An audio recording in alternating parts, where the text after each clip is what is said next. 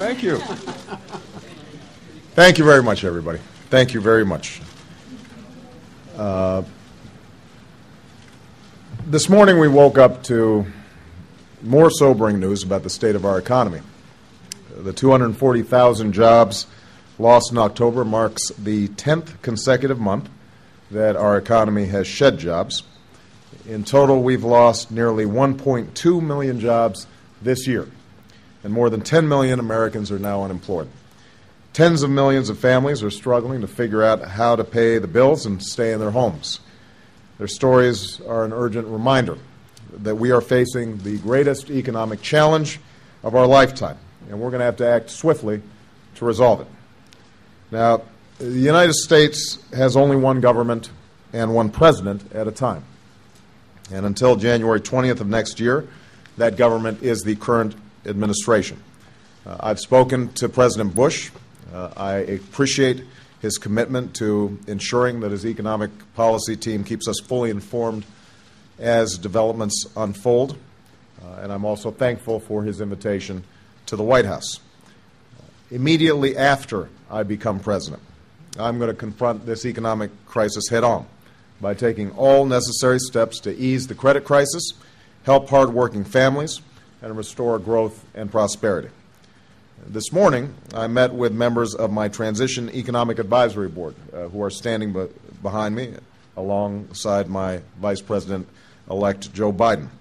They will help to guide the work of my transition team, working with Rahm Emanuel, my Chief of Staff, in developing a strong set of policies to respond to this crisis. We discussed in the earlier meeting several of the most immediate challenges facing our economy and key priorities on which to focus on in the days and weeks ahead. First of all, we need a rescue plan for the middle class that invests in immediate efforts to create jobs and provide relief to families that are watching their paychecks shrink and their life savings disappear. A particularly urgent priority is a further extension of unemployment insurance benefits for workers who cannot find work in the increasingly weak economy. A fiscal stimulus plan that will jumpstart economic growth is long overdue. I've talked about it throughout the last few months of the campaign. We should get it done. Second, we have to address the spreading impact of the financial crisis on the other sectors of our economy. Small businesses that are struggling to meet their payrolls and finance their holiday inventories, and state and municipal governments facing devastating budget cuts and tax increases. We must also remember that the financial crisis is increasingly global and requires a global response. The news coming out of the auto industry this week reminds us of the hardship it faces, hardship that goes far beyond individual auto companies to the countless suppliers, small businesses, and communities throughout our nation who depend on a vibrant American auto industry. The auto industry is the backbone of American manufacturing and a critical part of our attempt to reduce our dependence on foreign oil. I would like to see the administration do everything it can to accelerate the retooling assistance that Congress has already enacted.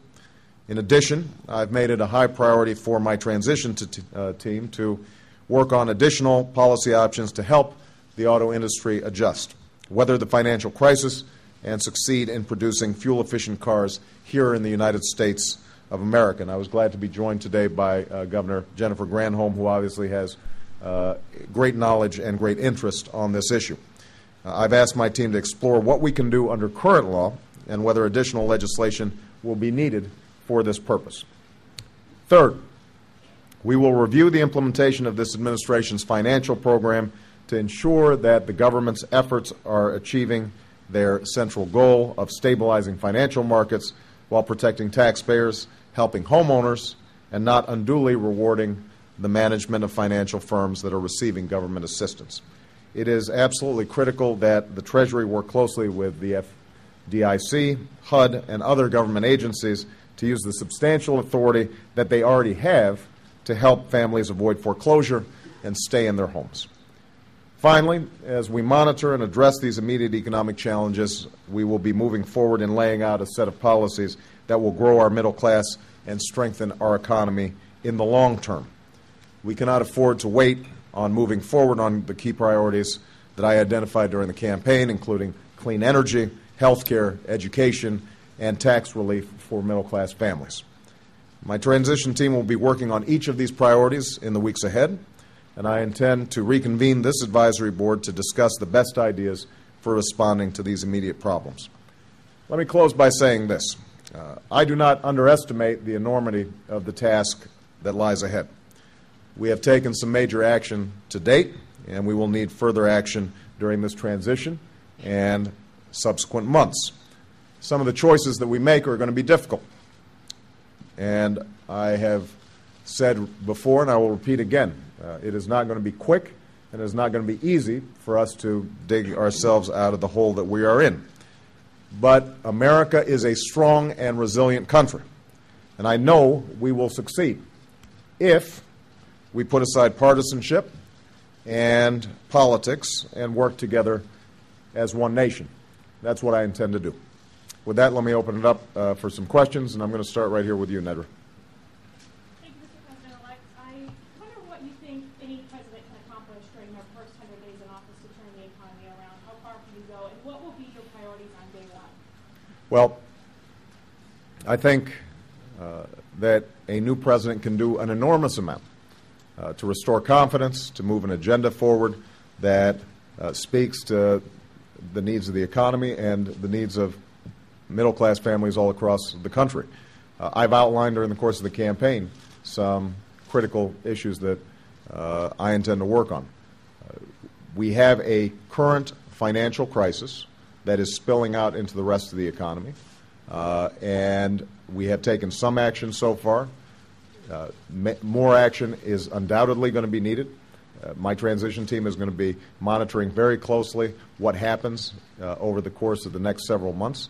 The one thing I can say with certainty is that we are going to need to see a stimulus package passed, either before or after inauguration.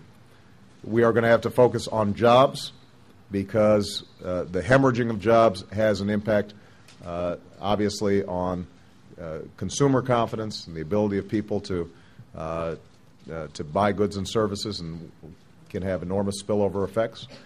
And I think it's going to be very important for us to provide the kinds of assistance to state and local governments to make sure that they don't compound some of the problems that are already out there by having to initiate major layoffs or initiate tax increases. So there's some things that we know we're going to have to do, but I'm confident that a new president can have an enormous impact. That's why I ran for president. All right. Lee? So there's been some suggestion from House Democrats that the stimulus package may be in trouble. It's going to be a hard time getting out of that lame duck session. Are you still confident that you'll be able to get something done before you actually take office? I want to see a stimulus package sooner rather than later. If it does not get done in the lame duck session, it will be the first thing I get done as President of the United States. Jake? Senator, for the first time since the Iranian Revolution, the president of Iran sent a congratulations note to a new U.S. president. I'm wondering if, first of all, if you responded to President Ahmadinejad's note of congratulations, and second of all, and more importantly, how soon do you plan on sending low-level envoys to countries such as Iran, Syria, Venezuela, Cuba, to see if a presidential level talk would be productive? I am aware that the letter was sent. Let me repeat what I stated during the course of the campaign. Iran's development of a nuclear weapon, I believe, is unacceptable. And we have to mount an international effort to prevent that from happening. Iran's support of terrorist organizations, I think, is something that has to cease. I will be reviewing the letter from President Ahmadinejad, and we will respond appropriately. It's only been 3 days since the election. Obviously, how we approach and deal with a country like Iran is not something that we should simply do in a knee-jerk fashion. I think we've got to think it through. But I have to reiterate once again that we only have one president at a time.